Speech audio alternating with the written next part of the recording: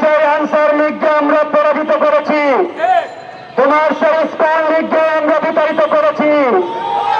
এই বাংলার জমিন হাজী শরীয়তুল্লাহর জমিন, এই বাংলার মাটি শহীদ তিতুমিরের ঘাঁটি, এই বাংলার মাটি শহীদ মীর মুগ্ধের মাটি, এই বাংলার মাটি শহীদ আবু সাঈদের ঘাঁটি। এই বাংলার মাটিতে খুনি হাসিনা এবং তার দোসরদের কোন জায়গা আগামীতে দেশের জনগণ হতে দেবে না। আমরা গণমিছিলটি এখনই শুরু করব। গণমিছিল পূর্ববর্তী সময়ে আমার সহযোদ্ধারা ইতিমধ্যে বক্তব্য রেখেছেন। আমরা অল্প সময়ের মধ্যে বক্তব্য শেষ করে আমাদের মিছিলটি এখান থেকে শুরু হবে।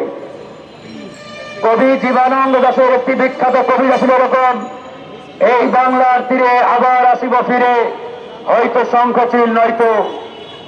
আর এই কবিতাকে খুনি হাসিনা আজকে নিজের মতো করে সাজিয়ে বলেন, এই বাংলাদেশের তীরে আবার আসিব ফিরে, হয়তো আনসার লীগ হয়ে নয়তো ইস্কন লীগ হয়ে। আমরা হাসিনাকে বলতে চাই, তোমার সেই আনসার লীগকে আমরা পরাজিত করেছি, তোমার সেই ইস্কন লীগকে আমরা বিতাড়িত করেছি।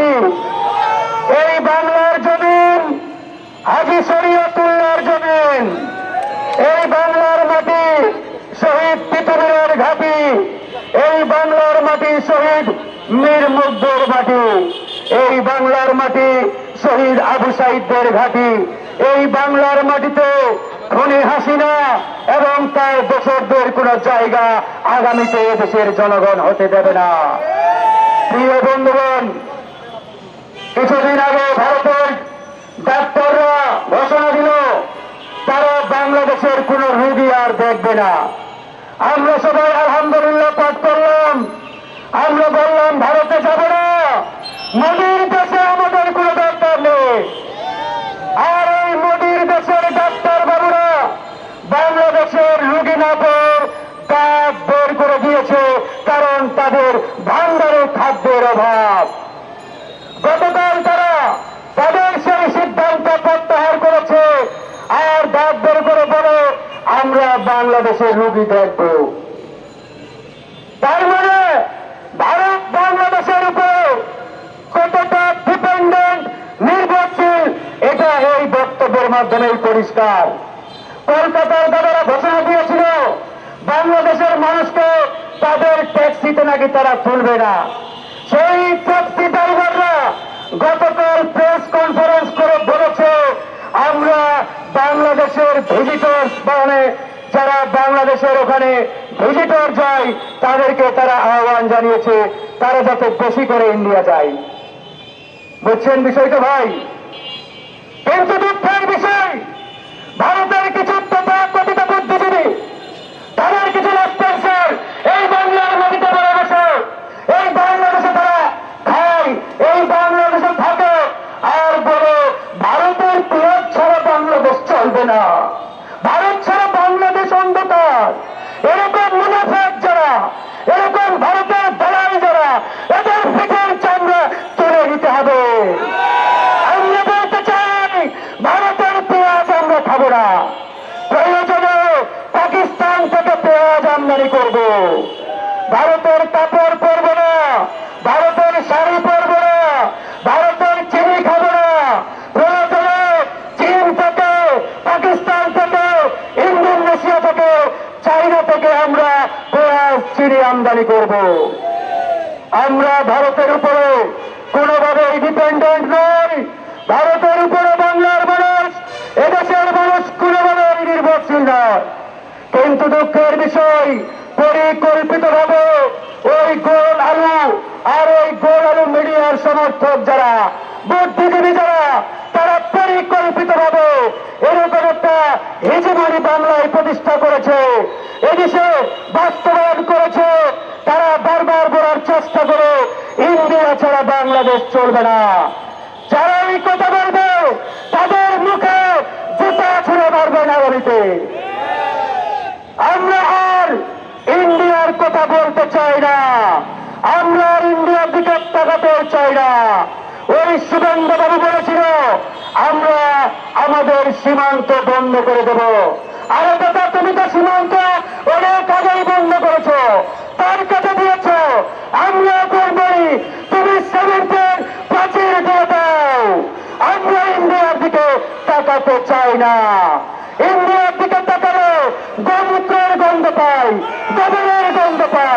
আমরা আর এই গোবরের গন্ধ শুনতে চাই না।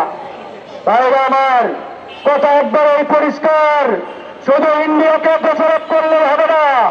ইন্ডিয়ার দালালেরা, রয়েল এজেন্টরা এই সরকারের ডানে বামে সামনে পিছনে বসা রয়েছে। এই সরকারকে বলেছি, গত পরশুদিন ডক্টর মোহাম্মদ ইউনূস আমাদের ডেকেছিলেন, তার সেই জাতীয় ঐক্যের ডাকে আমরা উপস্থিত হয়েছিলাম। আমরা তাকে স্পষ্ট করে বলেছি, আপনি ভারতের বিরুদ্ধে, আগ্রাসনের বিরুদ্ধে আমাদেরকে ঐক্যবদ্ধ হতে বলছেন। ভালো খবর, সুখের খবর, একই সাথে আপনার উপদেষ্টা পরিষদ থেকে রয়েল এজেন্ট ভারতের দালালদের বহিষ্কার করতে হবে। আপনি আপনার ডানে বামে ভারতের দালালদের প্রমোশন দিয়ে বড় বড় চেয়ারে বসাবেন আর জাতীয় ঐক্যের কথা বলবেন। এই জাতীয় ঐক্য বাংলাদেশে কার্যকর হবে না।